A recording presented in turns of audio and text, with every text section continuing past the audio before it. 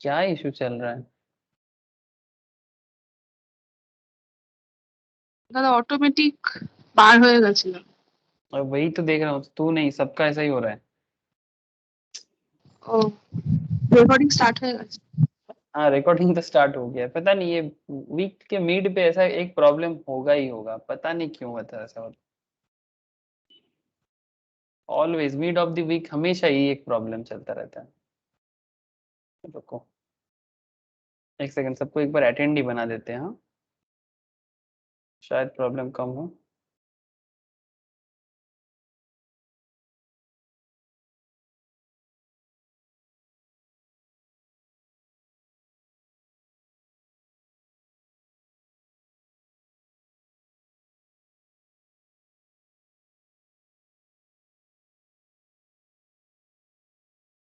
ऐसा एक बार मैंने करके देखा था तो प्रॉब्लम कम हुआ था।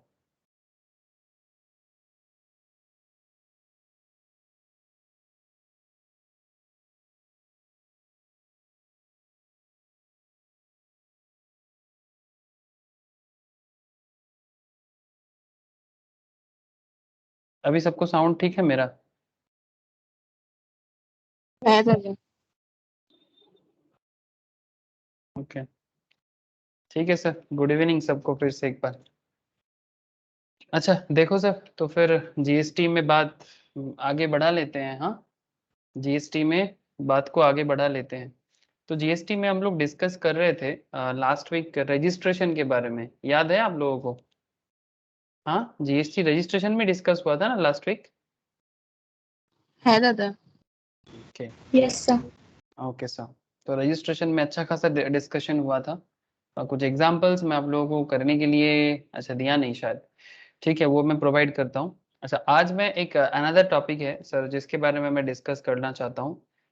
जीएसटी में it's a very important area another. से हर एक पॉइंट इंपॉर्टेंट है, किसको इम्पोर्टेंट मतलब अनइम्पोर्टेंट समझो, हर चीज इंपॉर्टेंट लगता है। फिर भी इनवॉइस, इनवॉइस के बिना तो जीएसटी होता ही नहीं है ना सर। इनवॉइस, इनवॉइस के साथ साथ आज बात करेंगे डेबिट नोट, क्रेडिट नोट। हाँ सर, ये सब तो सुने होंगे। Invoice, debit note, credit note, these are the basically point of discussion today. उसके साथ साथ बात करेंगे सर, क्या बोलते हैं उसको, ई वेबल, ई वेबल, ठीक है। E waybill, debit note, credit note, these are the things. HSN code, so another important point. हाँ, HSN code, harmonized nomenclature, उसका भी एक कोड होता है सर। वो कोड सिस्टम क्या है वो भी मैं आपसे बात करूंगा, ठीक है। तो ठीक है, चलो देखते हैं कि क्या डिस्कशन है आज का। तो फटाफट, इम्पोर्टेंट है और बहुत ही नॉलेजेबल एरिया है, मजा आ जाएगा। ओके,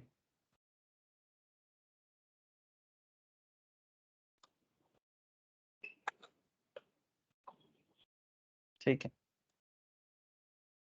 तो मैं स्क्रीन शेयर करता हूँ, एक बार आप लोग मुझे कंफर्म करना। हूँ मौसमी, गुड इवनिंग मौसमी।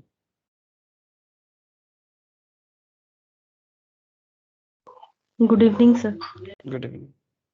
ओके, स्क्रीन शेयर है ना सर, देखो तो एक बार। হ্যাঁ দাদা। ओके, तो जस्ट लुक हियर सर, क्या है, tax invoice, credit note, debit note and e waybill. तो आज तो पहले सर थोड़ा पूरा ओवरऑल कॉन्सेप्ट को देखना जरूरी है, एंड उसके बाद मैं आप लोगों को एग्जांपल्स वगैरह, इलस्ट्रेशंस वगैरह कुछ शेयर भी करूंगा। तो आप अगर चेक करेंगे तो समझ भी जाएंगे, बट कॉन्सेप्ट बिल्ड करना बहुत जरूरी है। तो अगर कॉन्सेप्ट समझ में आ जाए तो फिर इलस्ट्रेशंस भी समझ में आ जाए और एग्जांपल्स भी या केस स्टडीज भी समझ में आ जाता है। तो मेन डिस्कशन एरिया तो obviously tax invoice, debit note, credit note, इसी सब चीजों में बात होगा। जैसे अगर आप थोड़ा सा नजर डालो तो आप देख सकते हो क्या है, tax invoice, credit and debit notes का कॉन्सेप्ट, यूए बिल का कॉन्सेप्ट, इसके साथ साथ amount of tax to be indicated in tax invoice and other documents and prohibition of unauthorised collection of tax, ये भी बात होना चाहिए। अच्छा, रिवाइज टैक्स इनवॉइस कैसे हो सकता है, मतलब ये सब टैक्स इनवॉइस के अंदर, टैक्स इनवॉइस के अंदर मेन मेन पॉइंट जो है, क्या रिवाइज टैक्स इनवॉइस हो सकता है, कंसोलिडेटेड टैक्स इनवॉइस हो सकता है, bill of supply, receipt voucher, payment voucher, refund voucher, delivery challan. Okay, these are the important discussions जो टैक्स इनवॉइस के अंदर हमें अलग से करना होगा। बट सबसे पहले टैक्स इनवॉइस क्या है, इसी का तो डिटेल्स जानना जरूरी है ना, तो पहले मैं उसी में बात करूंगा। इन सिंपल अगर मैं बोलूं तो tax invoice, credit note and debit note and E way bill, ये पहले समझ लेना बहुत जरूरी है। तो चलो सर, देरी किस बात की, सबसे पहले तो इनवॉइस अंडर जीएसटी या फिर टैक्स इनवॉइस, जिस नाम से बोलना चाहते हो उसी नाम से बोल लो, दिक्कत नहीं है उसमें। तो आप लोगों के सामने है सर इनवॉइसिंग अंडर जीएसटी, क्या है, इनवॉइसिंग अंडर जीएसटी। अब ये जीएसटी के इनवॉइस के बारे में मैं आपको कुछ शॉर्ट नोट्स के हिसाब से मैंने रेडी किया, तो आप देखो सर इसको कि इनवॉइसिंग अंडर जीएसटी क्या है, और टैक्स इनवॉइस बोलो क्या है, किस तरह से यूज होता है, कौन यूज करता है। तो ऐसे कुछ इजी पॉइंट्स है, थोड़ा दिमाग में रखना होगा। ऐसे जीएसटी रजिस्टर्ड डीलर, सपोज मानो कि आप एक रजिस्टर्ड जीएसटी बिजनेसमैन हो, ठीक है, मतलब जीएसटी रजिस्टर्ड एक सप्लायर हो, ठीक है, चाहे सर्विस सेल करो या फिर गुड सेल करो, you are required to provide GST invoice. अगर आप रजिस्टर्ड हो तो फिर आपको जीएसटी इनवॉइस प्रोवाइड करना होगा, किसको, ऑब्वियसली आपके क्लाइंट को। तो आपके लिए ये हो जाएगा invoice, and also known as GST bill to your client. मतलब जो आपसे प्रोडक्ट परचेज करेगा स्पेशली, ठीक है, उसके लिए इसको बोला जाता है, वो क्या कहेगा कि बिल दीजिए मेरे को, ठीक है, और आप क्या बोलोगे, इनवॉइस इशू करना है मुझे। तो जीएसटी इनवॉइस आपके लिए और आपके क्लाइंट के लिए हो जाएगा GST bill. I hope you understand sir कि जीएसटी इनवॉइस बिल ये सब बड़ा ही कॉमन चीज है, हम लोग डे टू डे लाइफ में इजीली देख सकते हैं ये सब चीजें, है ना। डे टू डे लाइफ में जीएसटी इनवॉइस बिल वगैरह तो हम लोग देखते ही रहते हैं। इवन बिजनेस में, अकाउंट्स में जीएसटी का डेटा तो यूज होता ही है।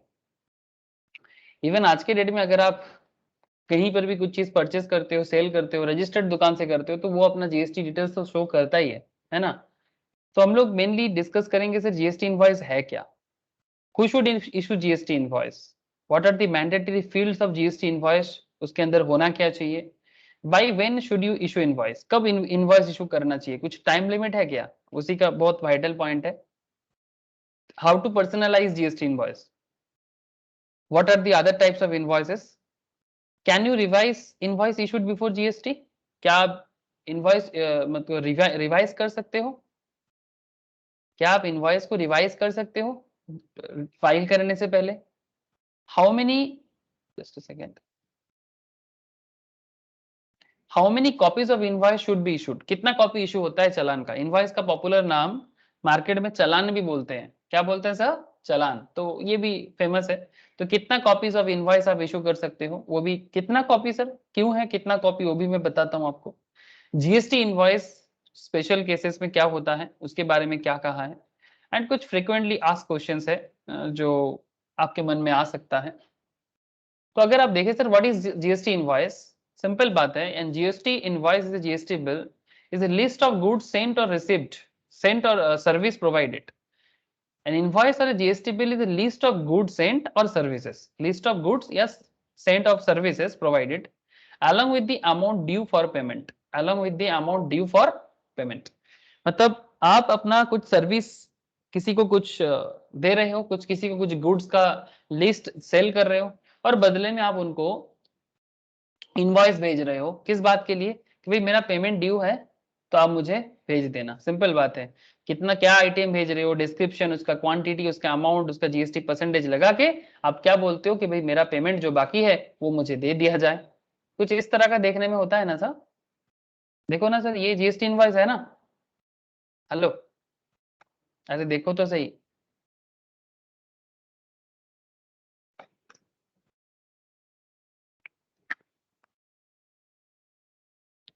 दिखाई दे रहा है क्या आप लोगों को। हाँ सर। ओके, तो क्या दिखता है, देखो सब, ये किसी भी एक बिजनेस का है, तो ये श्री गणेश कैटरिंग सर्विस का है, श्री गणेश कैटरिंग सर्विस का है। श्री गणेश कैटरिंग सर्विस, अपना जीएसटी नंबर देखो, जीएसटीआईएन नंबर, कौन सा स्टेट में है, आंध्र प्रदेश, पैन नंबर भी देके रखा है ऑब्वियसली।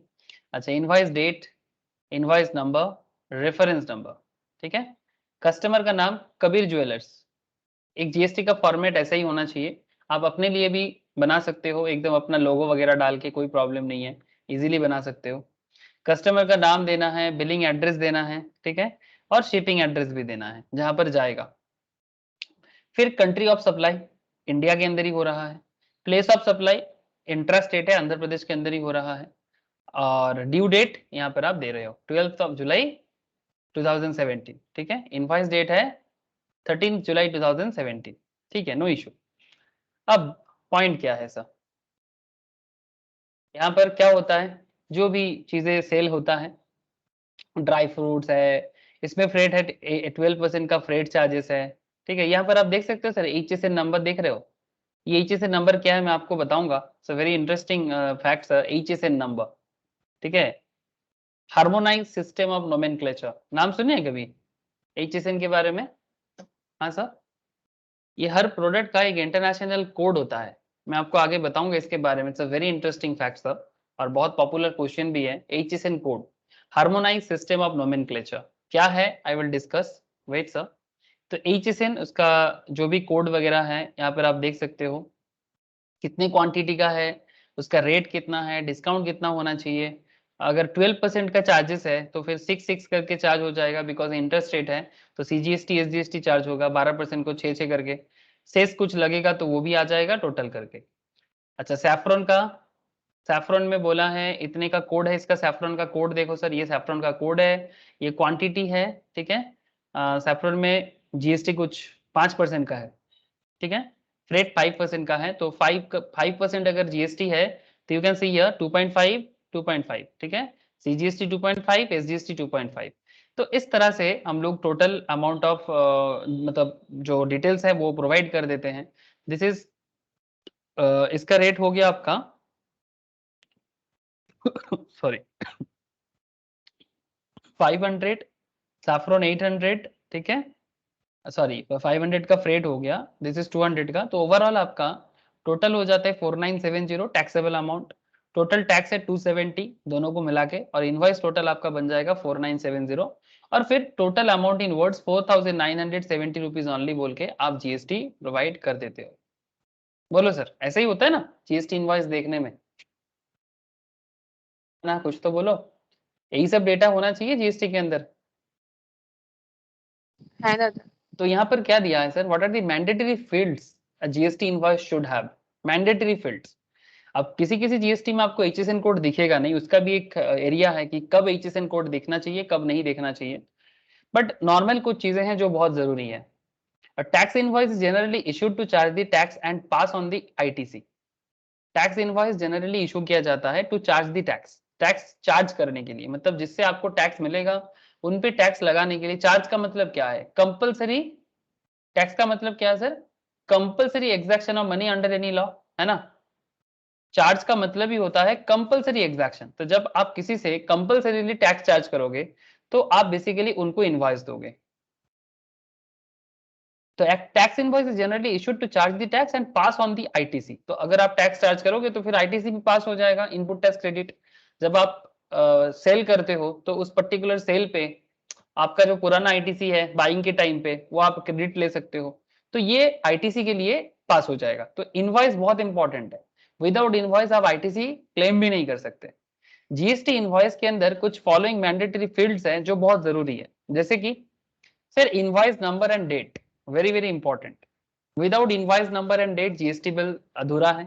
कस्टमर का नाम आपको मैंने पहले ही दिखा दिया, शिपिंग एंड बिलिंग एड्रेस जरूरी है, मतलब common sense, customer and tax payers का GSTIN नंबर। अच्छा, एक बात ध्यान रखना सर, आप अगर आप रजिस्टर्ड हो तो आप तो GST इनवॉइस इशू तभी कर सकते हो जब आप रजिस्टर्ड हो, अदरवाइज आपका इनवॉइस में GST नहीं होगा। बट सर कस्टमर अगर अनरजिस्टर्ड है तो क्या उसका GSTIN नंबर मिलेगा आपको? अगर कस्टमर जो है वो अगर अनरजिस्टर्ड है, क्या उसका GST नंबर मिलेगा आपको? ना। नहीं ना। तो इसीलिए point to be noted sir, if registered, ठीक है, कस्टमर्स अगर रजिस्टर्ड है तभी उसका GST मिलेगा। प्लेस ऑफ सप्लाई, कहां पर सप्लाई कर रहे हो बहुत इंपॉर्टेंट है, बिकॉज प्लेस ऑफ सप्लाई पे ही डिपेंड करता है टैक्स कलेक्शन करने का पैटर्न। ओके, टैक्स चार्ज तभी होगा जब प्लेस ऑफ सप्लाई पता चलेगा। अच्छा, HSN कोड या SSC कोड, ठीक है, ये हार्मोनाइज सिस्टम नोमेनक्लेचर, इसको मैं अभी आपको डिटेल्स बताऊंगा कुछ देर बाद। Item details that is description, quantity, number, unit, metre, KG etcetera, total value, जो भी जैसा प्रोडक्ट है उसके हिसाब से। टैक्सेबल वैल्यू एंड डिस्काउंट्स क्या है sir? Taxable value and discounts, अगर कुछ डिस्काउंट देते हो और taxable value, rate and amount of taxes, CGST, SGST, IGST, whether GST is payable on reverse charge basis, तो वो भी बताना चाहिए कि रिवर्स चार्ज बेसिस है तो वो भी बता दो, and signature of the supplier. तो कितना पॉइंट हो गया सर? बोलते बोलते 21 पॉइंट्स, ऑलमोस्ट 11 से लेके मतलब ऑलमोस्ट 10 पॉइंट्स कवर हो गया, ऑलमोस्ट 10 पॉइंट्स यहाँ पर कवर हो गया। तो ये सब डिटेल्स बहुत जरूरी है जब आप क्या करते हो सर, जब आप जीएसटी इनवॉइस बिल्ड करते हो, ठीक है। ऑलमोस्ट 9 to 10 पॉइंट्स का आपको ध्यान रखना पड़ेगा। if registered if recipient is not registered and the value is more than 50,000 then the invoice should carry। मानो कि अगर रजिस्टर जो आपका कस्टमर्स है या जो आपका क्लाइंट है, जो आपका कस्टमर्स है या फिर जो आपका क्लाइंट है वो अनरजिस्टर्ड है एंड उनका जो वैल्यू का प्रोडक्ट आप उनको सप्लाई कर रहे हो वो 50,000 से ज्यादा है, इन दैट केस आप उनका जीएसटी नंबर तो यूज नहीं कर सकते, but name and address of the recipient must है, address of the delivery must है, state name and state code must है, ठीक है, जो मैंने आपको बताया अभी। अगर 50,000 से ज्यादा है तो उसमें इनवॉइस में should carry name and address of the recipient, address of delivery, state name and state code. Okay sir, 50,000 से ज्यादा हर एक डेटा को गवर्नमेंट ट्रैक करता है। एट ए टाइम 50,000 से ज्यादा इवन आप बैंक में भी जमा करने जाओ उस टाइम पे भी आपका पैन एड्रेस वगैरह, तो 50,000 एक लैंडमार्क मतलब आप बोल सकते हो कि बेंचमार्क टाइप का है। ओके, तो ये तो बड़ा कॉमन सेंस था सर, ये बहुत ही ज्यादा कॉमन सेंस था, आपको समझ आ ही रहा है। By when should you issue invoice, very very important point. आपको इनवॉइस कितना दिन के अंदर इशू कर देना चाहिए? अगर आप एक रजिस्टर्ड सप्लायर हो तो आपको कितना दिन के अंदर जीएसटी इनवॉइस या टैक्स इनवॉइस इशू कर देना चाहिए? तो जीएसटी एक्ट हमें बताते हैं sir, the GST act has defined the time limit to issue GST tax invoice, revise GST bill, debit note and credit note, इसके बारे में भी बात करता है। Following are the due dates for issuing invoice to customer. तो point पहले थोड़ा ध्यान रखिए, कॉमन पॉइंट है, याद रखने के लिए जरूरी भी है। गुड्स नॉर्मल केस में, अगर केस नॉर्मल है, ऑन और बिफोर डेट और रिमूवल ऑफ डिलीवरी, ऑन और बिफोर डेट ऑफ रिमूवल मतलब जब गुड्स गोडाउन से रिमूव होगा या डिलीवरी होगा उससे पहले आप इनवॉइस इशू कर सकते हो। जब सप्लाई कंटिन्यूअस लेवल में होता रहता है, ऑन और before date of issue of account statement और पेमेंट, मतलब जब आप पेमेंट करते हो ऑन और before date of issue of account statement, आप अकाउंट स्टेटमेंट का जो टाइम है उसके पहले आपको कर देना चाहिए ऑन और before date of issue of account statement और पेमेंट, मतलब पेमेंट करने से पहले आपको जीएसटी इनवॉइस या टैक्स इनवॉइस इशू कर देना चाहिए जब कंटिन्यूअस सप्लाई हो। और नॉर्मल केस में जब गुड्स ऑन और before date of removal or delivery, मतलब जब डिलीवरी के लिए निकलते हैं उससे पहले इनवॉइस इशू कर देना चाहिए, ये गुड्स के लिए है। सर्विस के लिए जनरल केस, बोलो सर, किसी का कुछ सवाल है लग रहा है? पेमेंट होता है उसका, हाँ बोलो सर। जिस केस में गुड्स में प्री पेमेंट कर देते हैं उसका। हाँ, जिस केस में गुड्स का प्री पेमेंट कर देगा वो नॉर्मल केस में आ जाएगा ना। अगर प्री पेमेंट होता है इसका मतलब मानो कि सप्लाई हुआ नहीं है, मैं आपका बात समझ सकता हूं। आपका कहना है कि sir before date of removal or delivery, तो ये तो नॉर्मल केस है, और जब कंटिन्यूअस सप्लाई हो तो आपको एटलीस्ट ऑन और before date of issue of account और स्टेटमेंट और पेमेंट से पहले करना चाहिए। तो इन दैट केस अगर एडवांस पेमेंट कोई इशू कर रहा है, ठीक है, तो एडवांस पेमेंट के केस में या तो एडवांस जब पेमेंट हो रहा है उससे पहले करो, ओके, एडवांस पेमेंट जब वो बोल रहे हैं तो उससे पहले आपको इनवॉइस इशू कर देना चाहिए, बिकॉज अब एडवांस पेमेंट के पहले लेना चाहिए ना, तो एकदम सिंपल बात है। या फिर जब आप अकाउंट स्टेटमेंट बनाते हो उस टाइम पे। बोलो ज्योति, बात समझ आ रहा है कि नहीं? प्री पेमेंट कर सकता है तो पेमेंट से पहले इशू इनवॉइस कर दो, प्री पेमेंट करने में तो कोई रोक नहीं सकता, तो इन दैट केस पेमेंट से पहले आपको इनवॉइस इशू कर देना चाहिए, और अदरवाइज डिलीवरी से पहले आपको करना चाहिए। सर्विस के केस में ऐसा, ये थोड़ा समरीटिकल है, अब थोड़ा और डिटेल्स केस स्टडीज पढ़ेंगे ना तो और थोड़ा डिफरेंट डिफरेंट सिनारियो देखेंगे, थोड़ा वेट कर जाओ। हाँ, काफी सारा मतलब डिफरेंट डिफरेंट सिनारियो अगर देखेंगे, मतलब केस स्टडीज बेसिकली, ठीक है, तो केस स्टडीज करेंगे ना तो ये थोड़ा और क्लैरिटी आ जाएगा। बट ये पहले आपको मैं समरी बता रहा हूँ कि भाई ऐसे ऐसे होता है, ठीक है, तो पहले वैसे वैसे जैसे होता है वो पहले देख लेते हैं, उसके बाद अलग अलग केस स्टडीज करेंगे तो अलग अलग केस में क्या हो सकता है उसका भी थोड़ा अंदाजा आ जाएगा, थोड़ा नहीं काफी ज्यादा। अच्छा, सर्विस के केस में जनरल केस क्या है, with in 30 days of supply of service, service देने के 30 दिन के अंदर।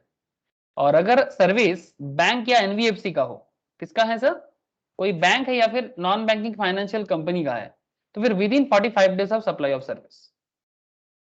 बात कुछ समझ में आया sir, with in 45 days of supply of service. अगर आप बैंक या एनबीएफसी हो तो इन दैट केस आपको 45 days of supply of service के अंदर इनवॉइस इशू कर देना चाहिए। ठीक है, बात समझ आ रहा है सर, बोलो, ये वाला एरिया समझ में आया कि कितना कब तक आपको इनवॉइस इशू कर देना चाहिए। ऐसे ये समरी है, बट और डिटेल्स बात होगा जब केस स्टडीज करेंगे। यहां तक समझ में आ रहा है सर, इतना बता दो सर। सर ये विद इन 40 डेज का जो है, ये मतलब सर्विस सप्लाई किया एंड देन उस दिन से 45 डेज काउंट करके उस पीरियड के with in. Exactly sir, exactly वही है, आपने सर्विस सप्लाई किया उसके 45 डेज के अंदर सप्लाई ऑफ सर्विस के आपको इनवॉइस इशू कर देना चाहिए। ठीक है, okay sir. Now point is how to personalize GST invoice. Sir ये सिंपल है, आप अपने हिसाब से कंपनी का लोगो लगा के पर्सनलाइज कर सकते हो। अच्छा, what are the types of invoices, what are the types of invoices, कितना तरह का इनवॉइस होता है। Bill of supply, bill of supply is similar to a GST invoice except for that bill of supply does not contain any tax amount. bill of supply में tax amount नहीं होता and the seller can not charge GST to the buyer, तो उसको bill of supply बोलते हैं, वो invoice नहीं है। Bill of supply and tax invoice में फर्क क्या है समझ रहे हो। A bill of supply is similar to GST invoice except for that a bill of supply does not contain any tax amount as the seller cannot charge GST to the buyer. A bill of supply is issued in case where tax cannot be charged. Simple. जहां पर tax charge नहीं हो सकता वहां पर bill of supply charge होगा। Registered person selling exempted goods और service वो बिल ऑफ सप्लाई देता है। और registered person has opted composition scheme, composition scheme में कौन आता है सर, जो रेगुलर स्कीम में नहीं रहता। ठीक है, जो रेगुलर स्कीम में नहीं रहता, जो एक certain amount of GST amount quarterly basis में या एनुअल बेसिस में गवर्नमेंट को पे करते हैं, वो उनको कॉम्पोजिशन स्कीम में, कॉम्पोजिशन स्कीम वाले बोलते हैं। ठीक है, ऐसे बहुत सारे रेस्टोरेंट चेन हैं जो उतना बड़ा बिजनेस भी नहीं है और उतना छोटा भी नहीं है, वो नॉर्मली कॉम्पोजिशन स्कीम में रहते हैं। ठीक है, जिनको अकाउंट्स मेंटेन करने का झमेला है, जीएसटी फाइल करने का झमेला है। ठीक है, जो जीएसटी फाइल अकाउंट्स मेंटेन का झमेला नहीं लेना चाहता, जैसे कि उधर आपका इनकम टैक्स में प्रिजम्पटिव सिस्टम है, समझ रहे हैं ना, वैसा ही यहाँ पर कॉम्पोजिशन स्कीम है। ठीक है, तो इसमें आपको एक सर्टेन अमाउंट ऑफ टैक्स पे करना पड़ता है ओवरऑल सेल के बेसिस में, लेकिन आप जीएसटी चार्ज नहीं कर सकते। ठीक है, इवन आपको आईटीसी का बेनिफिट भी नहीं मिलेगा ऑब्वियसली, बट आप एक सर्टेन अमाउंट ऑफ जीएसटी आपको पे करना पड़ेगा, बिकॉज आप बिजनेस कर रहे हो तो गवर्नमेंट आपको छोड़ेगा नहीं, सिंपल बात है। ठीक है, हाँ बिजनेस कर रहे हो तो गवर्नमेंट आपको छोड़ेगा नहीं। तो इन दैट केस आप क्या दे रहे हो सर, क्या कॉम्पोजिशन स्कीम से मैं रेगुलर स्कीम में कन्वर्ट हो सकता हूँ। अगर आप आईटीसी वगैरह का बेनिफिट लेते हो और अगर आपका लिमिट क्रॉस हो जाता है, रजिस्ट्रेशन का जो लिमिट है अगर वो लिमिट क्रॉस कर जाता है अप टू दैट अमाउंट, जब तक आपको रजिस्टर्ड करने का जरूरत नहीं पड़ता तब तक तो आप बिना करके रह सकते हो, बट अगर आपका लिमिट क्रॉस कर जाए तब तो आपको रजिस्टर करना ही पड़ेगा। और कॉम्पोजिशन स्कीम से आप नॉर्मल स्कीम में, रेगुलर स्कीम में ट्रांसफर हो सकते हो व्हेन आपको पता चले कि या फीलिंग आ जाए कि भाई मुझे आईटीसी का बेनिफिट मिल जाना चाहिए, तो वो बेनिफिट अगर एक बार मिलना चालू हो जाए ना तो फिर आप कॉम्पोजिशन स्कीम से रेगुलर स्कीम में कन्वर्ट हो जाते हो। ठीक है, इस पर आगे बात करेंगे। तो ये है बिल ऑफ सप्लाई। तो फिर बिल ऑफ सप्लाई और टैक्स इनवॉइस का फर्क। सर एक चीज, बोलो। अगर कॉम्पोजिशन स्कीम में जब बिल ऑफ सप्लाई देगा और मतलब टैक्स चार्ज नहीं कर सकता, तो फिर उनके पास ये तो पता नहीं है ना, परचेस डिटेल तो है लेकिन सेल्स डिटेल तो नहीं रहता ना फिर। हाँ जी हाँ, तो फिर टैक्स चार्ज कैसे करेगा उन लोग का जीएसटी का। बिल ऑफ सप्लाई में तो टैक्स चार्ज कर नहीं सकता ना। मतलब वो नहीं, पेमेंट जो हम लोग गवर्नमेंट को जो पेमेंट करेगा ना कॉम्पोजिशन का, वो परचेस बेसिस पे कर देगा गुड्स के केस पे। परचेज बेसिस पे इन द सेंस कि अगर आप कॉम्पोजिशन स्कीम में हो तो फिर आपको एक सिंपल वे यूज करना पड़ सकता है कि जैसे मानो, क्योंकि आप उतना प्रॉपर्ली अकाउंट्स मेंटेन नहीं करते, लेकिन आप बिल बिल ऑफ सप्लाई दे रहे हो, आप टैक्स चार्ज नहीं कर रहे। आप टैक्स चार्ज नहीं कर रहे, इसका मतलब क्या है कि वो जो 5%, 6% या 12% का टैक्स सिस्टम है ना, कॉम्पोजिशंस वालों के लिए इस तरह का कोई टैक्स सिस्टम नहीं होता। वो एक सर्टेन अमाउंट ऑफ टैक्स 1%, 2% ऐसा होता है, ठीक है। जितना उसका ओवरऑल टर्नओवर होता है उसके बेसिस में वो एक सर्टेन परसेंटेज दे देता है। मैं आप लोगों को कंपोजिशन स्कीम में पढ़ाया था, ठीक है। अब फिर से मैं आपको एक बार याद दिला दूंगा बाद में, ठीक है। कंपोजिशन स्कीम वाले का क्या होता है कि कंपोजिशन स्कीम वाले वो टैक्स चार्ज, तो पहला बात तो है कि वो टैक्स चार्ज ही नहीं कर सकता। तो अगर आप कंपोजिशन डीलर हो तो आप टैक्स चार्ज ही नहीं कर पाओगे, ठीक है। और अगर आप टैक्स चार्ज नहीं कर पाते हो तो फिर सिंपल बात है, आप बिल तो दे सकते हो ना, आपका सेल अमाउंट तो आपको पता चल रहा है, बस आप टैक्स चार्ज नहीं कर सकते। सपोज 500 का प्रोडक्ट है और 12% का टैक्स है, you can tax, you can not charge tax, but you can charge your sale value, वो तो आप चार्ज कर ही सकते हो। सेल परचेज डिटेल्स में तो कोई प्रॉब्लम नहीं होगा ज्योति, बिकॉज आप तो एक बस लमसम सेल पे आप टैक्स पे करोगे परसेंटेज में, आपका कोई आईटीसी मेंटेन वगैरह ये सब कुछ नहीं होगा, तभी आप एक कॉम्पोजिशन डीलर कहलाओगे। बात समझ रहे हैं कि नहीं? मार्केट में बहुत सारा ऐसा डीलर्स भी है ना जो लोग बिल ऑफ सप्लाई भी इशू नहीं करते। हाँ, ऑब्वियसली ऐसा भी है जो बिल ऑफ सप्लाई भी इशू नहीं करता। तो वो उनका जो भी बिजनेस है वो तो एक तरह का गवर्नमेंट के साथ कोई कनेक्शन, बिना कनेक्शन के ही बिजनेस हो जाता है, गवर्नमेंट के साथ बिना कनेक्शन का ही बिजनेस हो जाता है, हाँ या ना? हाँ, पर पूछने पे तो बोलता है जीएसटी देता है ये वो। फिर अगर वो बिल ऑफ सप्लाई नहीं देता तो फिर वो जीएसटी कैसे देता है? और अगर आप बिल ऑफ सप्लाई भी नहीं देखो तो हाँ, वो इन दैट केस वो क्या कर देता है आपको मैं समझाता हूँ। वो क्या कर लेता है सर, वो कॉम्पोजिशन मतलब वो बेसिकली बिल बाद में बना लेते हैं। वो एक्चुअली जो प्रैक्टिसिंग सीएस वाले होते हैं ना, सीएमए वाले होते हैं, वो बिल बना देते हैं और बिल बना के पेमेंट कर देते हैं। बात समझ रहे हैं कि नहीं? मतलब सेल वैल्यू को मैनिपुलेट करके हाँ, एक बेसिकली मैनिपुलेट करके एक सर्टेन अमाउंट ऑफ, जैसे इनकम टैक्स पे भी होता है वैसा इनकम टैक्स की तरह वो जीएसटी में भी कर सकते हैं, ठीक है। ये सीएसईएमए वाले ना बहुत कुछ कर सकता है, जो लोग प्रैक्टिस करता है उनके पास पूरा का पूरा दिमाग है, और स्मॉल लेवल में इसको पकड़ने का जरूरत भी नहीं होता है इस तरह से, ठीक है। स्मॉल लेवल में इतना पकड़ने का जरूरत भी नहीं होता है, तो इसीलिए बहुत सारे लोग इसको यूज करते हैं, बहुत सारे लोग इसको यूज करते हैं ऐसा। Yes sir. मैं आप लोगों को बाद में ये कॉम्पोजिशंस को फिर से एक बार बता दूंगा, ठीक है। ऐसे नॉर्मली कॉम्पोजिशंस में अगर मैं बात करूं, मैन्युफैक्चरर्स वगैरह के लिए 1% है, ठीक है जीएसटी। रेस्टोरेंट वगैरह के लिए 5% है, और सर्विस प्रोवाइडर के लिए 6% का टैक्स रेट नॉर्मली है, ठीक है। तो इसका डिटेल्स यूज कैसे होता है? हाँ बोलो।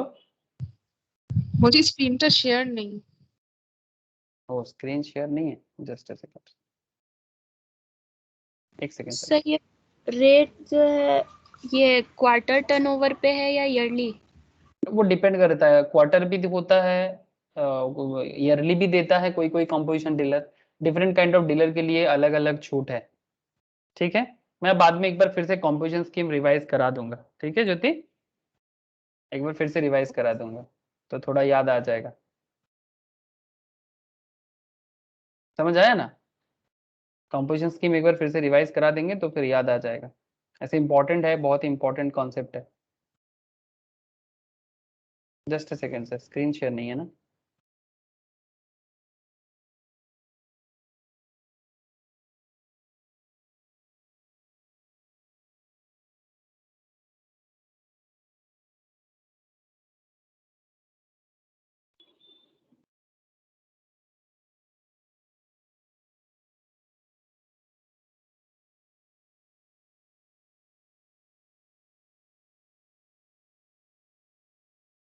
ठीक है।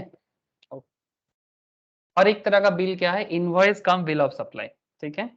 तो ये इसका एक नोटिफिकेशन आया था sir, as per notification 45 number 45 2017, central tax dated 13 October 2017, if a registered person is supplying taxable as well as exempted goods service to an unregistered person, then he can issue single invoice come bill of supply for all such supplies. मतलब कोई registered person is supplying taxable as well as exempted service to an unregistered person, ठीक है, then in that case he can issue a single invoice come bill of supply for all such supplies. सारे के सारे supplies को वो एक single invoice में show कर सकता है. आज क्या प्रॉब्लम है, सब बाहर क्यों निकल जा रहा है?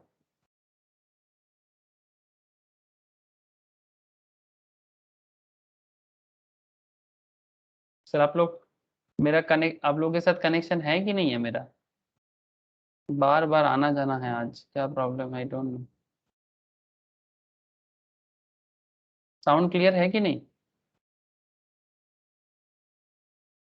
क्लियर है सर. देखो ये इसको हम लोग कभी एग्रीगेट इनवॉइस भी बोल सकते हैं. अब एग्रीगेट इनवॉइस क्या है मैं थोड़ा बताता हूँ आपको. बोलते हैं कि the value of multiple invoice is less than 200. Multiple invoice का वैल्यू अगर 200 से कम है and the buyer are unregistered, मतलब जिसको आप सेल कर रहे हो वो अनरजिस्टर्ड है और आप रजिस्टर्ड हो, मतलब सपोज आप सेलर हो, the seller can issue aggregate और bulk invoice for the multiple invoice on a daily basis. मतलब अलग अलग प्रोडक्ट के लिए अलग अलग है लेकिन वो अनरजिस्टर्ड है. For example you may have issue 3 invoice in a day. एक दिन में तुम 3 इनवॉइस इशू करते हो आप, ₹80 का, 90 का, 120 का. In such a case you can issue a single invoice totalling कितना है 290 to be called an aggregate invoice. मतलब ऐसे केसेस में ये मतलब जो छोटा छोटा इनवॉइस को आप एक लमसम इनवॉइस में भी बदल सकते हो, ये एग्रीगेट इनवॉइस कहलाता है सर. तो ये एक सिस्टम है इनवॉइस के लिए. बेसिकली 3 तरह का इनवॉइस हो गया, aggregate invoice, invoice cum bill of supply and bill of supply. ठीक है, अब मैं आपको एक चीज बता देता हूँ sir. Debit note and credit note का खेला चलता है मार्केट में. Debit note and credit note का खेला चलता है और इनवॉइस को रिवाइज करने का एक पैटर्न है. ठीक है, और कितना तरह का इनवॉइस का कॉपी आप इशू कर सकते हो,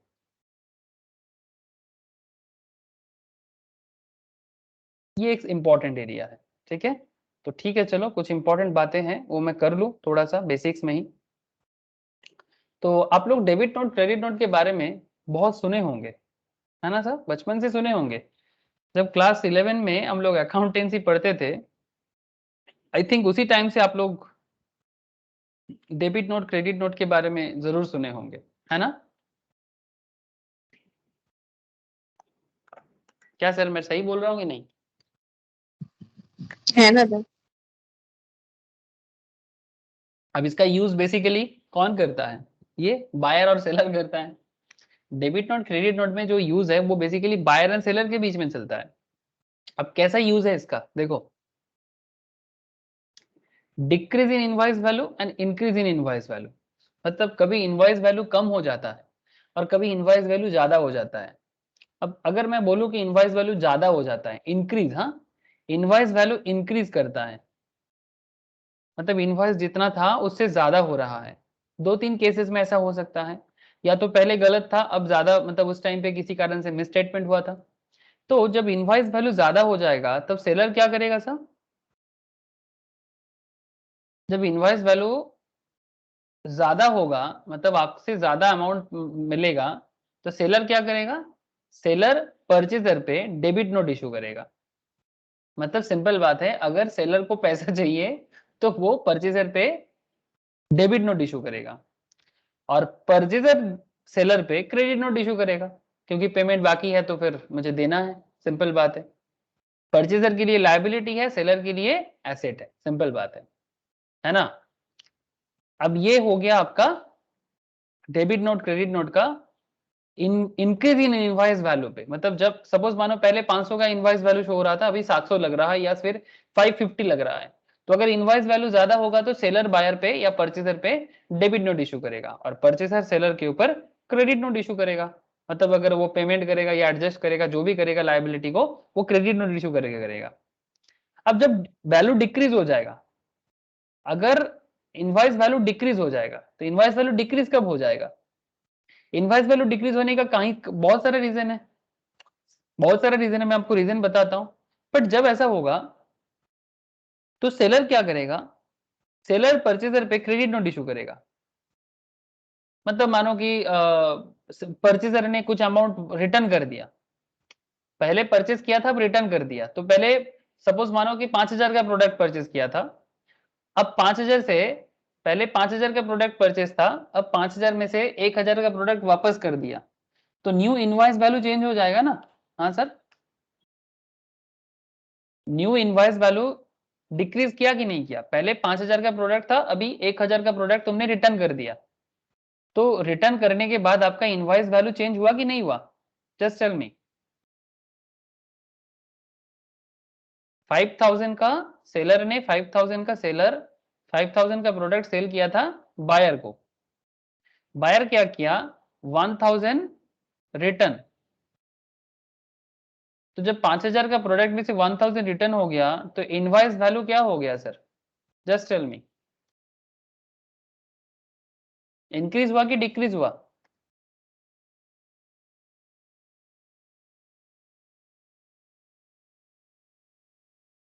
हेलो सर, क्या आप लोगों को मेरा आवाज आ रहा है? हेलो, डिक्रीज हो गया। ओके सर, ऐसे ही नेट का इशू है आज, तो थोड़ा आप लोग आवाज देना। हाँ, मतलब ऐसे गाना है ना, आवाज दो हमको, हाँ हम लोग है बोल के, तो आप लोग भी ऐसे आवाज देना कि आप लोग है बोल के। तो परचेजर, सेलर क्या करेगा? परचेजर पे क्रेडिट नोट इशू कर देगा अगर इनवॉइस वैल्यू कम हो जाएगा। अब इसका सिंपल कॉन्सेप्ट है, ये क्रेडिट नोट को 2-3 तरह से यूज होता है। अगर सिंपल है कि सपोज मानो कि 4000 का हो गया एक्चुअली इनवॉइस वैल्यू, तो सेलर ऐसा बोल सकता है कि ठीक है, नेक्स्ट टाइम जब नेक्स्ट प्रोडक्ट आप लोगे तो 1000 का प्रोडक्ट आप ले लेना, मैं दाम नहीं पकड़ूंगा। तो क्रेडिट नोट इशू करने का मतलब नेक्स्ट परचेज में बायर जब सेलर जब बायर पे क्रेडिट नोट इशू कर दिया ना, सेलर जब बायर पे क्रेडिट नोट इशू कर दिया, इसका मतलब नेक्स्ट परचेज में 1000 का प्रोडक्ट का प्राइस वो नहीं लेगा। ऐसा कुछ भी हो सकता है, या फिर प्राइस सच में वापस कर दिया हो। और परचेजर क्या करेगा? परचेजर क्या करेगा? वो डेबिट नोट इशू करेगा। किसको? सेलर को। मतलब एक्चुअली उसको पेमेंट क्या करना है? परचेजर को पेमेंट मिलेगा ना, परचेजर को पेमेंट मिलेगा किससे? सेलर से। यहाँ पर सेलर को पेमेंट मिलना था तो वो डेबिट नोट इशू किया था, यहाँ पर परचेजर को पेमेंट मिलना है तो वो डेबिट नोट इशू किया। यहाँ पर परचेजर पेमेंट कर रहा है तो वो क्रेडिट नोट इशू किया। यहाँ पर सेलर को पेमेंट करना है परचेजर को, इसलिए वो क्रेडिट नोट इशू किया। तो बोलो सर, ऐसे आप लोग जानते हो डेबिट, यहाँ पर डेबिट मतलब एसेट कमिंग, मतलब बेसिकली इसको हम लोग अकाउंटिंग लैंग्वेज में ऐसे बोल सकते हैं सर, बिल्स रिसीवेबल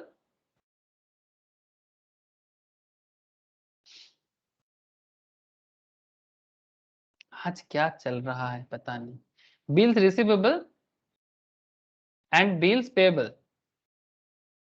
रिसीवेबल मतलब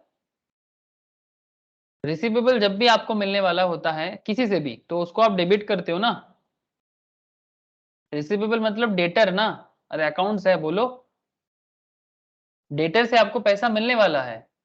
यस सर। और बिल्स पेएबल मतलब क्रेडिटर, क्रेडिटर को आपको पेमेंट करना है ना?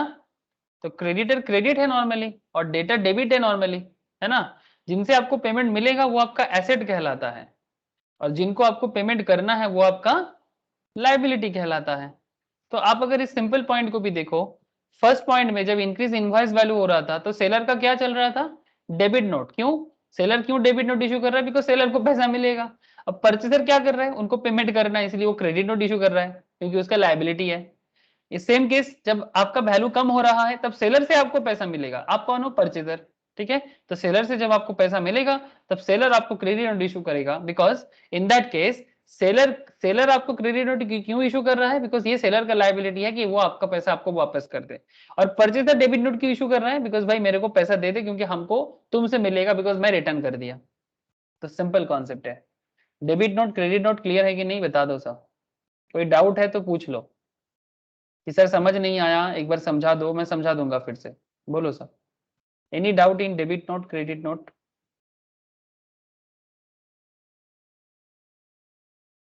किसी को डाउट है sir debit note credit note में? आप लोग चुप हो, इसका मतलब मैं आगे बढ़ सकता हूँ क्या? यस है सर। दादा। ओके सर, ठीक है। ये कॉन्ट्रैक्ट एक्ट है ना सर, क्या आपका चुप्पी को मैं हाँ समझू? हाँ सर, कॉन्ट्रैक्ट एक्ट में पढ़ा जाता है। अगर आप चुप हो तो मैं उसको आपका एग्री समझूं। Okay, debit note is issued by the seller. अरे बाप रे बाप, क्या हो रहा है आज। তথার কিছু হচ্ছে না, তথার নেটটা বেশ ভালো আজকে।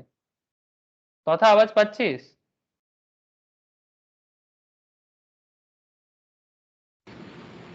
স্যার কিছু শুনতে পাচ্ছি, কিছু পাচ্ছি না। কিছু শুনতে পাচ্ছিস, কিছু পাচ্ছিস না? কি নেটওয়ার্ক ইস্যু কি আমারই হচ্ছে নাকি? নেট তো ঠিক হলো, বাকি সবাই শুনতে পাচ্ছে? हाँ सर। হ্যাঁ দাদা। ओके, पता नहीं सर।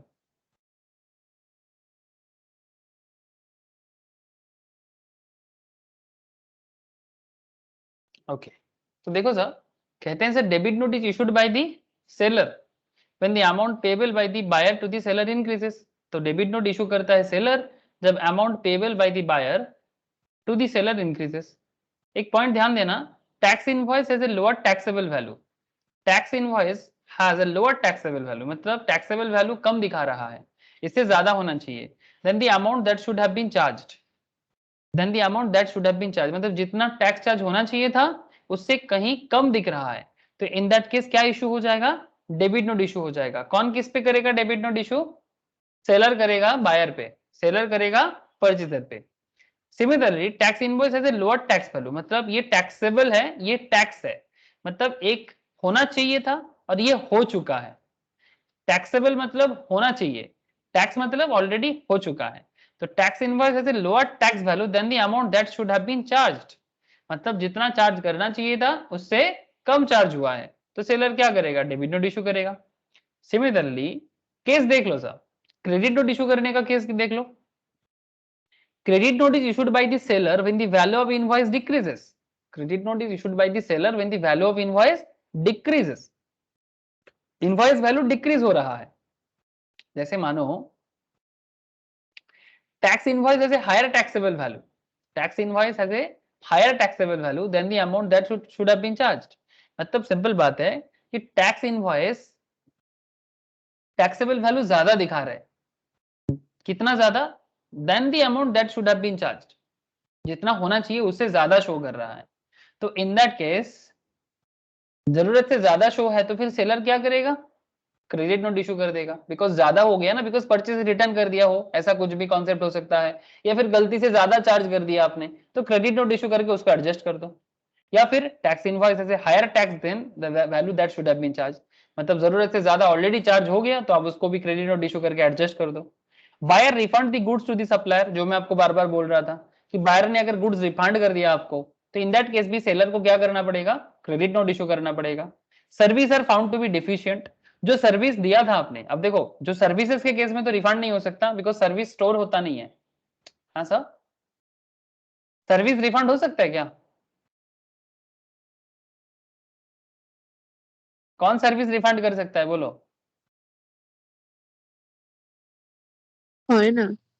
सर्विस रिफंड नहीं होता सर, सर्विस खराब हो सकता है, इसलिए उसको डेफिशिएंट बोलेंगे। जितना सर्विस मिलना चाहिए उतना सर्विस नहीं मिला, इसका भी हिसाब होना चाहिए। सर्विस रिफंड नहीं हो सकता because service can't be stored. जैसे मानो डॉक्टर ने अगर आपको गलत दवाई दे दिया तो क्या वो डॉक्टर का जो सर्विस था वो चेंज हो सकता है? अगर टीचर ने आपको गलत पढ़ा दिया तो क्या वो चेंज हो सकता है? क्या लॉयर ने अगर आपके लिए गलत केस लड़ लिया तो क्या वो रिफंड हो सकता है? नहीं, डिफिशियंट हो सकता है, डिफिशियंट हो सकता है। ट्रेन में चढ़े आपने, ट्रेन टाइम पे नहीं पहुंचा, डिफिशियंट हो सकता है, रिफंड नहीं हो सकता। तो डिफिशियंट के कारण आप क्या क्लेम कर सकते हो?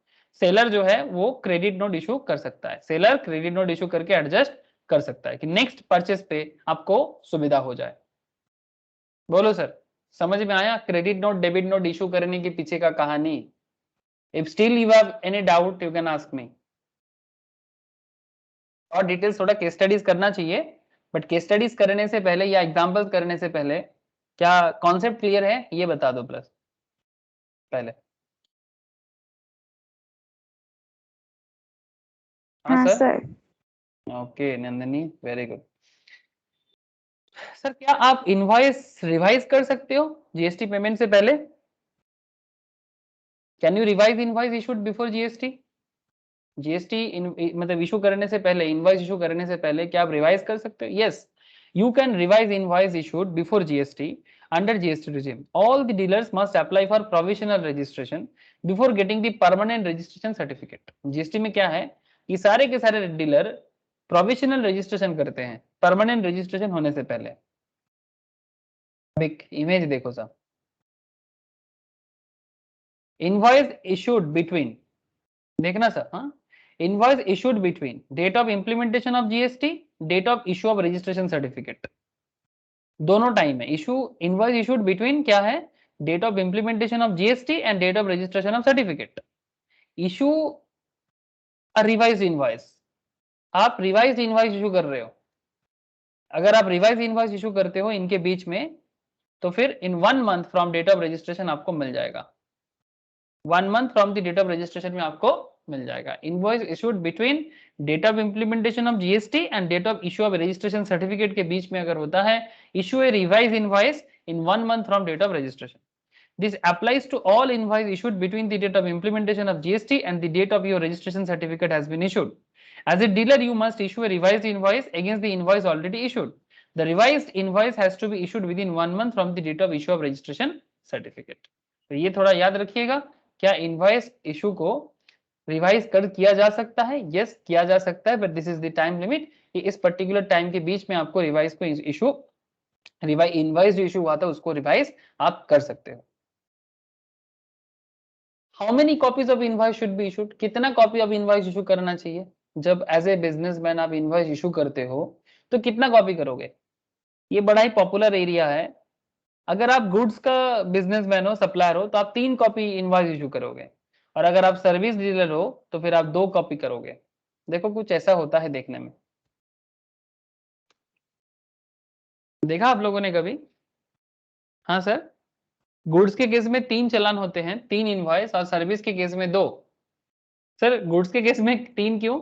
बिकॉज सर गुड्स के केस में एक ट्रांसपोर्टर होता है जो गुड्स को पहुंचाने का काम करते हैं, है ना sir? Yes sir. Yes sir. तो सप्लाई ऑफ गुड्स में original for recipient, duplicate for transporter and triplicate for supplier.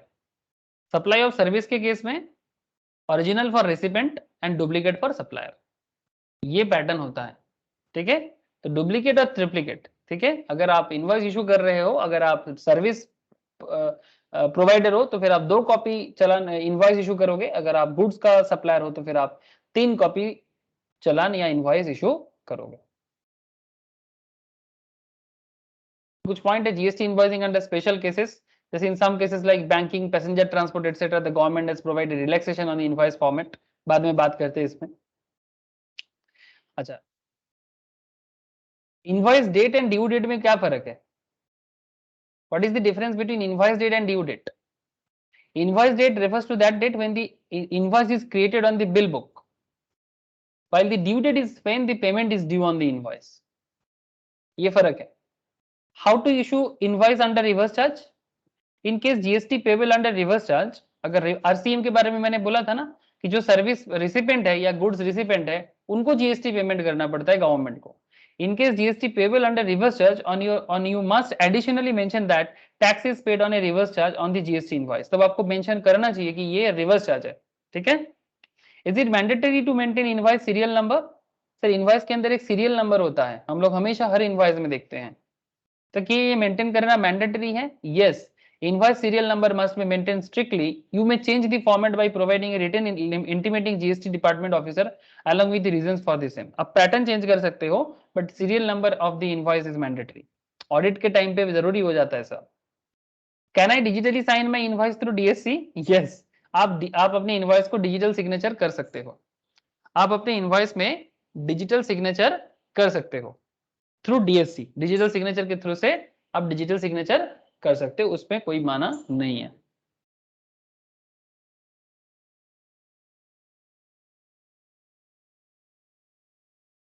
बोलो सर, ये इनवॉइस रिगार्डिंग कुछ बेसिक्स बातें थे, ठीक है? अब मैं आप लोगों को लेके जाऊंगा ई वे बिल के बारे में, और अच्छा HSN के बारे में भी मैं बात करूंगा। आप लोगों में HSN के बारे में बात करूं, ये HSN के बारे में मैं आप लोगों को स्टार्टिंग में दिखा रहा था ना बिल के अंदर, हार्मोनाइज सिस्टम नोमेनक्लेचर। हाँ ये देखो HSN या SSE कोड भी बोला जाता है, ये एक इंटरनेशनल कोड है। ये HSN बहुत इंपॉर्टेंट एक पॉइंट है सर, बहुत इंपॉर्टेंट पॉइंट है, तो मैं उसके बारे में थोड़ा बात कर लूँ आप लोगों से, ठीक है, कि सर व्हाट इज HSN, ठीक है, उसके बारे में थोड़ा बात कर लूँ। एंड आफ्टर दैट मैं आप लोगों को इनवॉइस का बेसिक्स बताया, फिर मैं आपको डेबिट नोट क्रेडिट नोट का डिटेल्स भी बताया। अब मैं आपको HSN के बारे में थोड़ा बात करूंगा एंड उसके बाद मैं आप लोगों को ई वे बिल के बारे में बात करूंगा। किसके बारे में बात करूंगा सर? ई वे बिल या ई वे बिल जनरेशन के बारे में बात करूंगा, ठीक है। तो सर पहले थोड़ा सा HSN के बारे में बात हो जाए, ठीक है सर, समझ तो आ रहा है ना?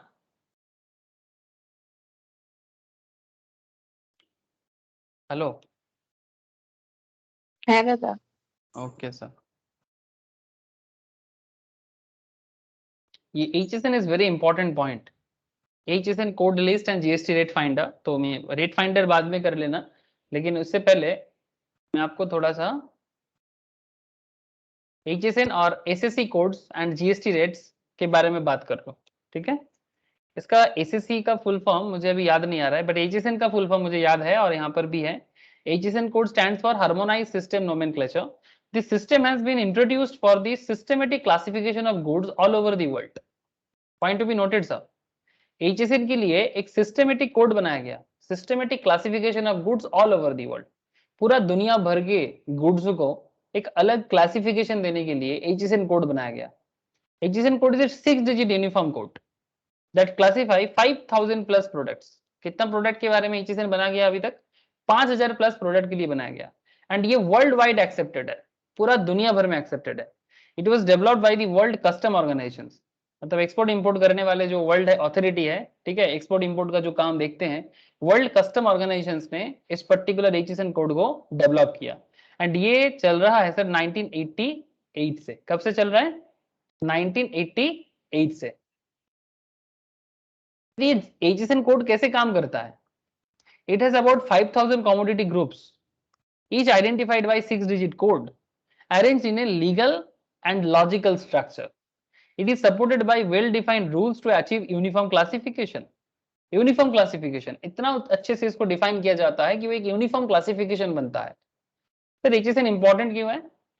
The main purpose of HSN is to classify goods from all over the world in a systematic and logical manner.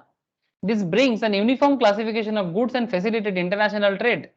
आप अपने प्रोडक्ट को एक इंटरनेशनल ट्रेड में लाने के लिए एक पर्टिकुलर कोड में डालते हो, बिकॉज सर किसके अंदर क्या प्रोडक्ट है दुनिया के हर लोगों को ना पता नहीं है कि भाई इसके अंदर चावल है कि आटा है कि गेहूं है, व्हाटएवर, ठीक है, फ्रूट्स है, कीवी है, एप्पल है।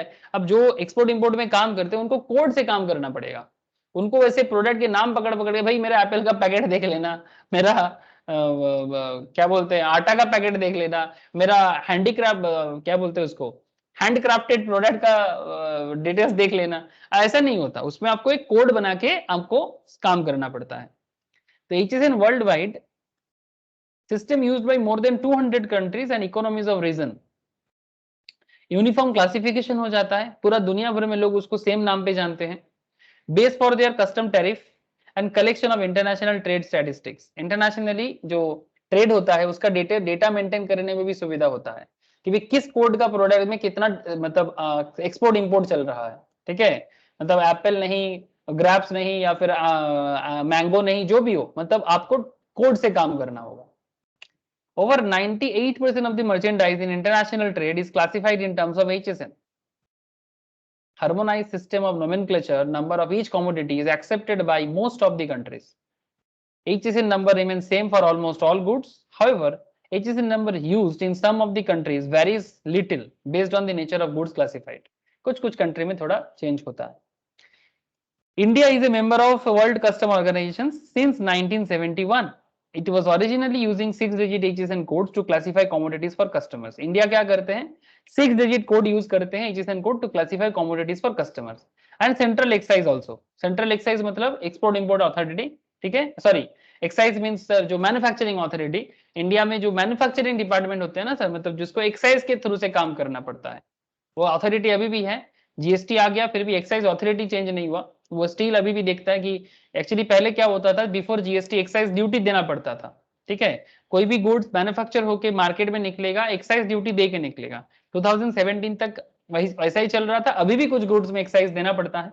तो धीरे धीरे एक्साइज को जीएसटी के अंदर सबसम किया गया, तो वो भी समझ में आ रहा है आप लोग।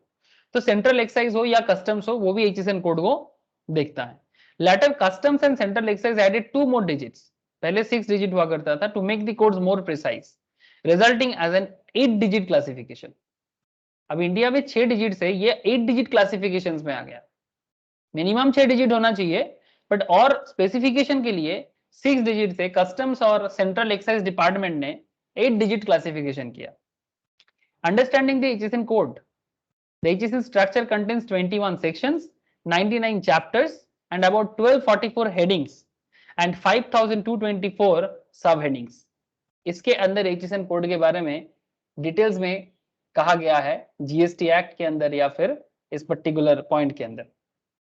Each section is divided into chapters, each chapter is divided into headings and each heading is divided into subheadings.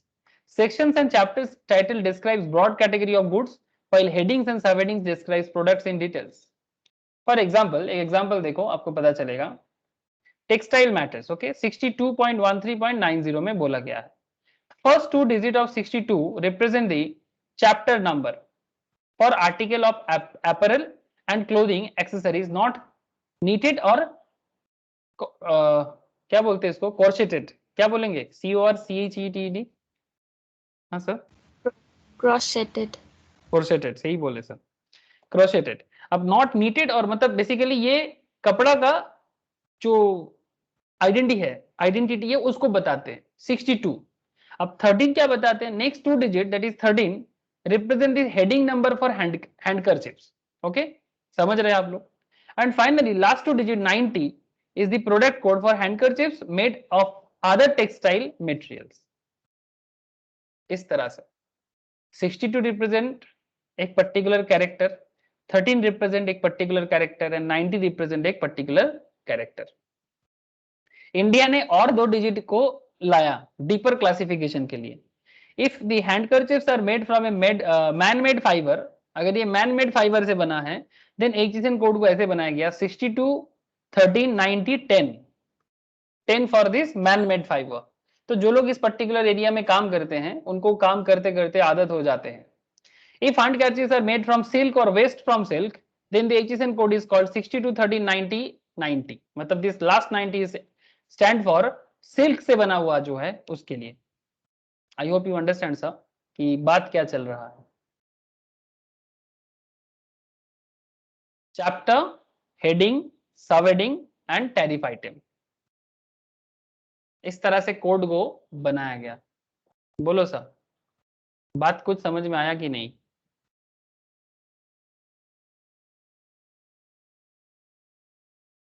है दादा। सबको समझ आ रहा है ना सर HSN कोड क्या है? हेलो, बहुत अच्छा है, गजब है सर, वेरी साइंटिफिक कॉन्सेप्ट। इतना बड़ा वर्ल्ड में इतना सारा गुड्स का डीलिंग करना कोई मजाक नहीं है, तो उसको डील करने के लिए कितना साइंटिफिक वे समझा है। जैसे ये वाला देखो, handkerchiefs made from a man made fibre, ठीक है। अब मैन मेड फाइबर के हिसाब से आप इसका टैरिफ भी देख लो, इसके हिसाब से है, इसका सब हेडिंग, हेडिंग, चैप्टर, तो इसके हिसाब से कोड बना दिया गया। अब उस कोड के थ्रू से हम आराम से उस पर्टिकुलर प्रोडक्ट को आइडेंटिफाई कर सकते हैं। और कंप्यूटराइज सिस्टम में और आसान हो गया है ना, कंप्यूटराइज पैटर्न के कारण और चीजें आसान हो गया, इसमें बिजनेस में बहुत सुविधा हो गया। एसएससी का फुल फॉर्म उस टाइम पे मुझे याद नहीं आ रहा था। एसएससी का फुल फॉर्म है सर सर्विस अकाउंटिंग कोड। यहाँ पर हम लोग जब जीएसटी का बिल देख रहे थे, यहाँ पर देखो HSN क्वांटिटी और एसएससी दोनों दिखा रहा था ना। हाँ, आप लोग कोई भी बिल में चेक करोगे आप लोगों को दिखेगा, ऐसे बहुत सारा बिल में दिखता है। ऐसे कुछ लिमिटेशन है, मतलब हर जगह में जरूरी नहीं है, मैंडेटरी नहीं है, बट आपको बहुत जगह में दिखेगा ऐसा। और जब भी आपको ऐसे दिखे तो आपको क्या फील करना चाहिए, service accounting code in GST, like good service are also classified uniformly for recognition. ये सर्विसेज के लिए है। Measurement and taxation codes for service are called service accounting code, ठीक है, SAC. For example legal documentation and clarification, sorry, certification services concerning patents, copyright and other intellectual property rights. Legal documentation and certification service, service का नाम क्या है? Legal documentation and certification service. इसमें patent, copyright and other intellectual property rights है। तो code क्या है? 998213। First 2 digits and same for all services. अगर सर्विस है तो 99 से ये पता चलता है कि वो सर्विस है। Next 2 digit that is 82 represent the major nature of service. तो ये कैसे सर्विस है? लीगल सर्विस है। Last 2 digit that is 13 represent detailed nature of service, that is legal documentation for patent and copyright and etc. So this is called 998213. समझ में आया sir? SSE Services Accounting Code, HSN is for goods and SSE is for service. Clear हो रहा है sir? है दादा। तो देखो sir, HSN code to be declared, GST के अंदर क्या बोल रहा है? HSN in GST. ऐसे टर्नओवर का कुछ इशू है। अगर आपका 1.5 करोड़ तक का टर्नओवर होता है तो फिर number of digit of HSN to be declared 0 है। पर अगर 1.5 करोड़ से 5 करोड़ का टर्नओवर है तो number of digit of HSN to be declared 2, and more than 5 crore का है तो number of digit to be declared in HSN code is 4। ठीक है। Declaration of HSN code for goods and services. HSN codes to be declared from 1st April 2021. Recent में और कुछ आया है। अप टू 5 करोड़ तक टर्नओवर के लिए mandatory for B2B tax invoice, मतलब बिजनेस टू बिजनेस में जब ट्रांजैक्शंस होता है, in that case number of digit of HSN to be declared 4। Optional for B2C tax invoice, मतलब बिजनेस टू कस्टमर के केस में अप टू 5 करोड़ तक optional है, फिर भी 4 डिजिट ही होगा।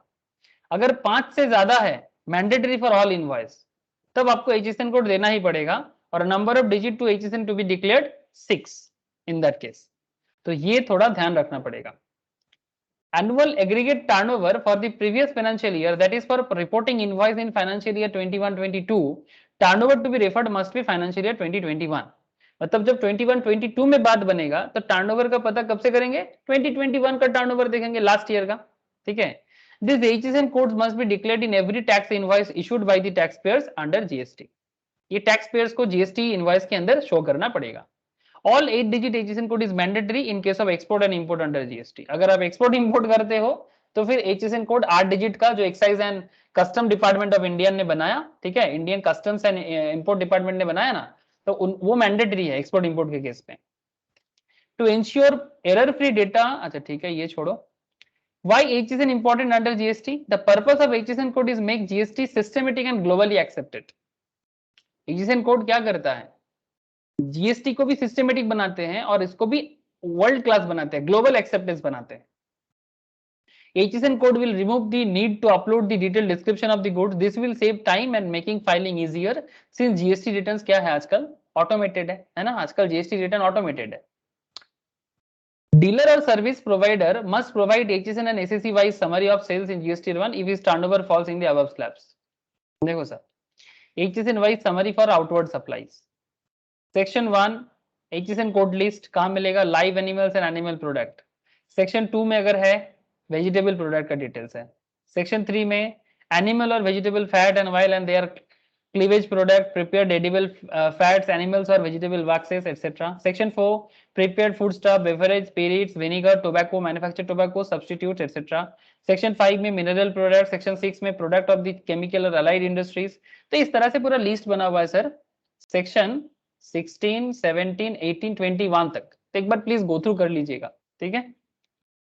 अच्छा, HSN कैलकुलेटर भी है to find out both HSN code of goods and SSE codes, ठीक है, बस और कुछ नहीं है। UQC एक अलग चीज होती है, यूनिक क्वांटिटी कोड। ये simple terms in unit of measurement, जैसे 1 kilogram wheat, 1 litre of oil etcetera, उसके लिए एक यूनिक कोड, क्वांटिटी कोड का भी GST में बोला गया है सर। तो as per CGST rule, any tax invoice, credit note, debit note must have UQC और क्वांटिटी यूनिट डिस्क्रिप्शन। जैसे कि अगर आप देखते हो 100 मीटर्स ऑफ फैब्रिक्स, ठीक है, अब ये बोलना जरूरी है, मतलब कितना मीटर ऑफ फैब्रिक्स है, तो ये मीटर के बारे में भी कोड बनाया गया है, इसको बोलते हैं सर यूनिक क्वांटिटी कोड, ठीक है। जिस कोड के थ्रू से आपको उस पर्टिकुलर मैटर को पता चलेगा, जैसे कितना मीटर फैब्रिक है, कितना लीटर तेल है। इंटरनेशनल लेवल में जब बैरल ऑफ लीटर मतलब ड्रम तो वाइल आता है, ड्रम पाम ऑयल हो या फिर नेचुरल ऑयल हो, जो भी हो, मतलब उस केस में ये सब यूनिक क्वांटिटी वगैरह बहुत जरूरी हो जाता है। तो इसलिए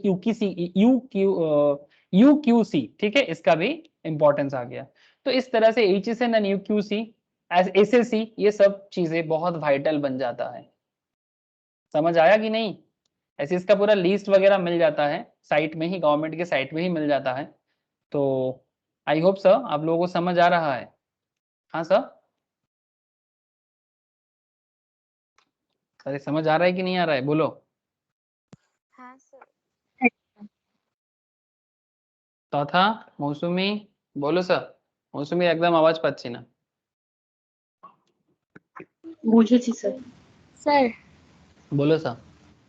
वो एक टेबल था ना, चार्ट, वो जो टू डिजिट 0 2 4 करके जिसमें दिखाया था, हाँ हाँ हाँ, वो वाला एक बार फिर से रिपीट। एक सेकंड रुको सर, इन शेयर करने दो। वो जो था, मतलब अगर आपका 1.5 करोड़ तक का टर्नओवर होता है, ठीक है, तो कहते हैं कि इन दैट केस HSN डिक्लेयर्ड का जो कोड है वो 0 डिजिट से ही चलेगा, मतलब कोई HSN कोड डिक्लेयर करने का जरूरत नहीं है। अगर आपका टर्नओवर 1.5 करोड़ से 5 करोड़ तक का है तो फिर 2 डिजिट एटलीस्ट डिक्लेयर करना जरूरी है HSN कोड का, ठीक है। मतलब ऐसे एक चीज ध्यान से देखो, जस्ट अ सेकेंड, मैं स्क्रीन शेयर करता हूँ फिर से।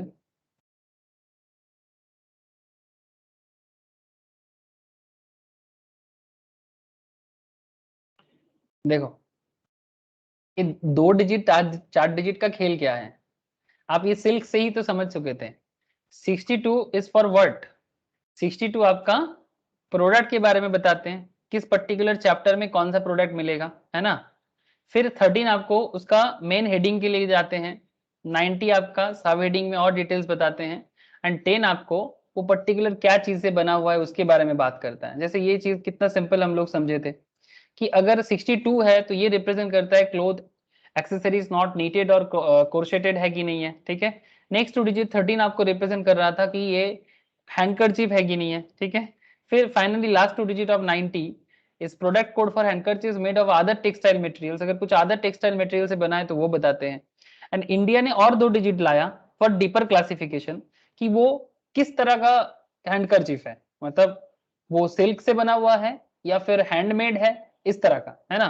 तो point is very simple, 62 that is first 2 digit, 13 मतलब फर्स्ट 4 डिजिट, 62 एंड 13 मतलब फर्स्ट 4 डिजिट। सिमिलरली अब सर्विस के केस में भी देखो, 998213, 998213, 99 इज फॉर सर्विस, मतलब ये सर्विस है कि नहीं ये बता दो। तो अगर आपका 1.5 से 5 करोड़ का टर्नओवर होता है तो आपको एटलीस्ट 2 डिजिट बताना जरूरी है। 1.5 करोड़ तक मैंडेटरी नहीं है, बट मोर देन 5 करोड़ तक 4 डिजिट जरूरी है। मतलब सर्विस है कि नहीं बताओ, कैसा सर्विस है, लीगल सर्विस है कि नहीं ये बताओ। अब किस तरह का और डिटेल्स है वो जब आपका 5 करोड़ क्रॉस कर जाए तब मैंडेटरी है, ठीक है। और अगर आप B2B सप्लायर हो तब तो 4 डिजिट मस्ट, अगर आप ऑप्शनल मतलब B2C हो तो ऑप्शनल है, और अगर आप 5 करोड़ से ज्यादा सप्लाई करते हो ऑल इनवॉइसेस में तो आपके लिए 6 डिजिट ही जरूरी है। और ये भी बोला सर अगर आप एक्सपोर्ट इंपोर्ट करते हो तो आपको तो 8 डिजिट ही यूज करना चाहिए HSN कोड का। मतलब ये कोड किसके लिए कितना जरूरी है, तो कितना कौन सा कोड आपको डिक्लेयर करना मैंडेटरी है।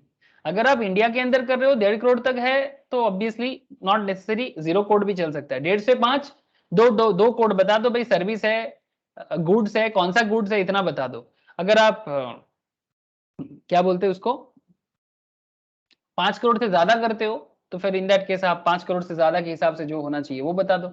जैसे यहाँ पर देखो ना, इसका कितना कोड दिख रहा है सर, ये वाला देखो,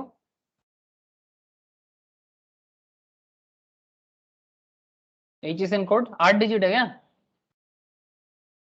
08134 एंड 1000 दिख रहा है sir. Dry fruits pack 8 digit का है, एक्सपोर्ट इंपोर्ट हो रहा है, ठीक है। मतलब मे भी हो सकता है कि एक्सपोर्ट इंपोर्ट होता है और इनका टर्नओवर वगैरह जो है वो मोर देन 5 करोड़ है, तो 8 डिजिट ही ये मेंशन कर रहा है। इसका मतलब ये समझ आ रहा है कि भाई ये जो पर्टिकुलर कंपनी है कैटरिंग सर्विस कंपनी, ये इंटरनेशनल काम करता होगा, ठीक है। तभी ये HSN कोड ऐसे HSN कोड फॉर गुड्स के लिए ये गुड्स है तो HSN, और सर्विस होता तो SAC, ठीक है, सर्विस अकाउंटिंग कोड देता। समझ रहे सर? कब 8 डिजिट देना चाहिए मैंडेटरी, कब 2 डिजिट मैंडेटरी, और कब 0 डिजिट मैंडेटरी, कब 2 डिजिट मैंडेटरी। बस यही तो बात है, और कुछ तो है नहीं। है समझ में? हाँ सर, वो मतलब वो हम लोग डायरेक्ट टैक्स में जो टैक्स स्लैब की तरह करते हैं, उधर अमाउंट में up to this amount nil, up to this amount 5%, इसमें हाँ इतना होने से 2 डिजिट और उससे एक मतलब एक सर्टेन अमाउंट लिमिट दिया है, उसके अकॉर्डिंगली।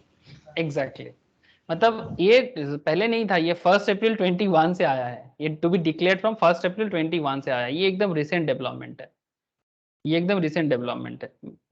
HSN रिगार्डिंग था, मैंने इसलिए बता दिया बिकॉज एकदम रिसेंट डेवलपमेंट है। बट HSN रिगार्डिंग मेनली जो आप लोगों को याद रखना चाहिए दैट इज HSN क्या है, HSN का काम क्या है, ये सब आपको मेनली याद रखना चाहिए। अब ये जो रिसेंट डेवलपमेंट है ये अभी एग्जाम के लिए एप्लीकेबल नहीं है, बट फिर भी क्योंकि रिसेंट डेवलपमेंट है HSN रिगार्डिंग तो आपको पता होना चाहिए as a CS students, you have to know this kind of things, है ना। तो इसीलिए मैंने इसमें दे दिया जो भी था। और सर नेक्स्ट दिन मैं आपको बात करता हूँ सर ई वे बिल में, ठीक है। नेक्स्ट क्लास में हम लोग बात करेंगे सर इसमें, क्या बोलते हैं इसको, कहाँ चला गया मेरा ई वे बिल का नोट्स। ऐसे मैं एक बार शेयर कर दूंगा आप लोगों से सारा का सारा, आप लोग फटाफट एक बार घर पे देख लीजिएगा। क्या ई वे बिल थोड़ा बता ही देते हैं सर, चलो बता ही देते हैं, ई वे बिल बता देते हैं, तो फिर नेक्स्ट दिन क्या होगा ना, आप लोगों को मैं एग्जाम्पल भी दूंगा तो आप लोग फटाफट कर भी सकते हैं। ई वे बिल क्या है सर, सबको मेरा आवाज आ रहा है ना क्लियरली, तो था है या नहीं तो? हाँ जी sir. Okay sir, what is e way bill? E way bill है क्या sir? E way bill rules generation process explain, देखो sir, under GST transporter should carry an e way bill when moving goods from one place to another when certain conditions are satisfied. Transporter के पास ई way bill होता है, तो इस particular notes में हम लोग क्या सीखेंगे, what is an e way bill, when to generate, who should generate, cases when e way bill is not required, status implementation across India, how to generate e way bill, validity of e way bill, documents required and frequently asked questions some, ठीक है। तो ये कुछ important area है जो आपको ई way bill regarding पता होना चाहिए। तो यहाँ पर अगर आप देखते हो extension in validity of e-waybill according to rule 138e subsection A and B of the CGST rule 2017, the e-waybill or EWB generation facility of taxpayers will be restricted if the taxpayers fails to file GST or 3B returns from GST CMP 08 statement for 2 tax periods or more। अगर आप 2 tax periods से ज्यादा नहीं कर पाते हो तो फिर आपको e-waybill generate करने नहीं देगा। On 1st December 2020 the system will check the status। अच्छा ये कुछ recent updated है, ठीक है। मैं पहले आपको बता दूं,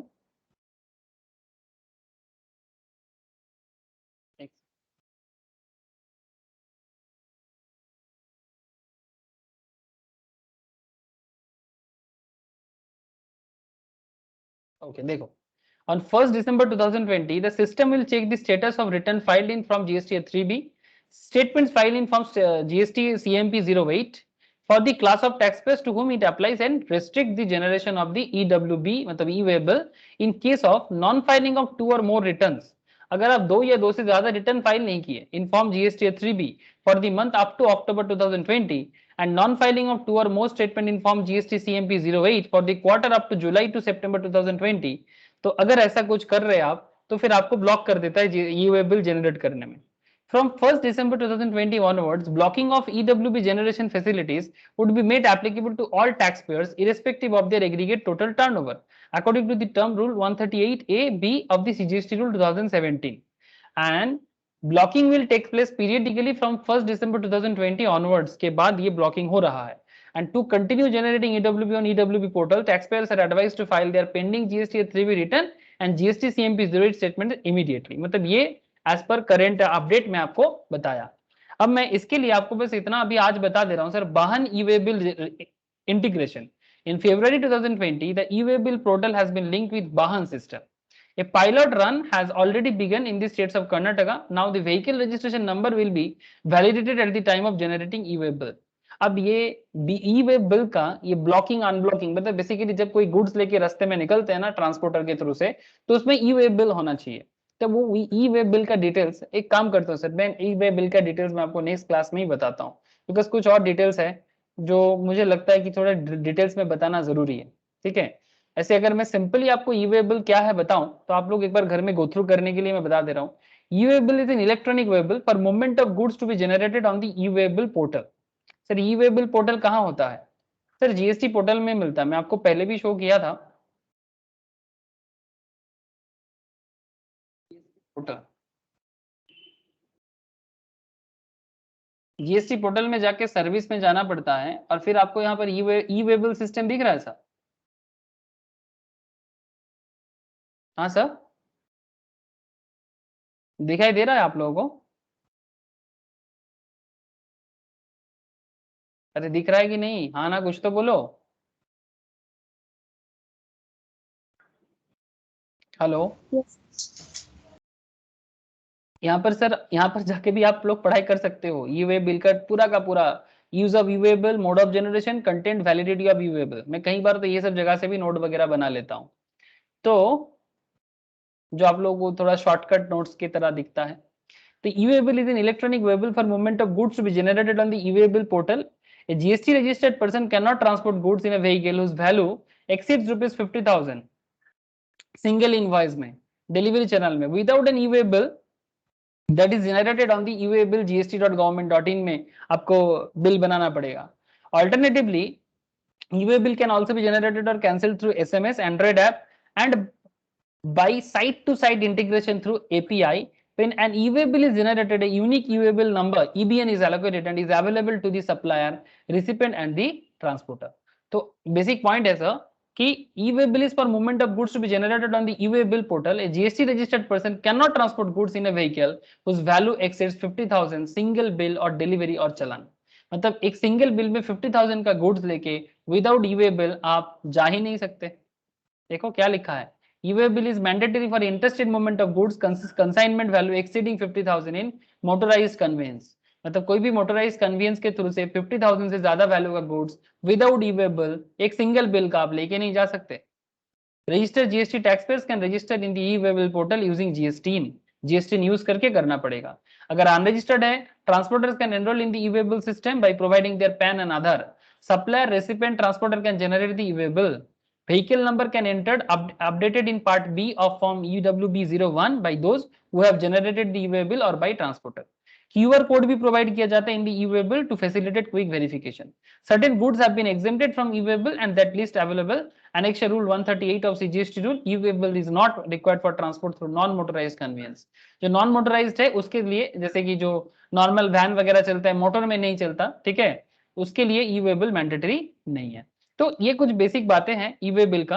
आप लोगों को मैं बस इतना बोलूंगा कि एक बार आप लोग, मैं नोट शेयर करता हूं, आप लोग एक बार घर में गो थ्रू कीजिए, फिर नेक्स्ट क्लास में मैं आप लोगों को ई-वे बिल के बारे में और कुछ और एग्जांपल्स एंड केस स्टडीज के साथ एक साथ पूरा का पूरा बात समझा दूंगा। ठीक है सर, बात समझ में आया? ठीक है, तो आज मैं इतना ही रखता हूं, अगर कुछ डाउट है तो पूछ सकते हो सर।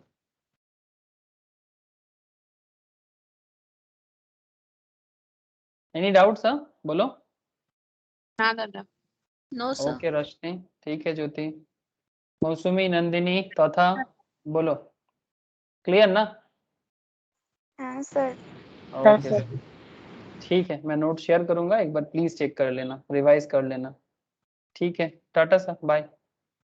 Bye Rakhi sir. दादा टाटा। बाय सर, बाय बस bye sir, bye. Sir, registration and not to party they will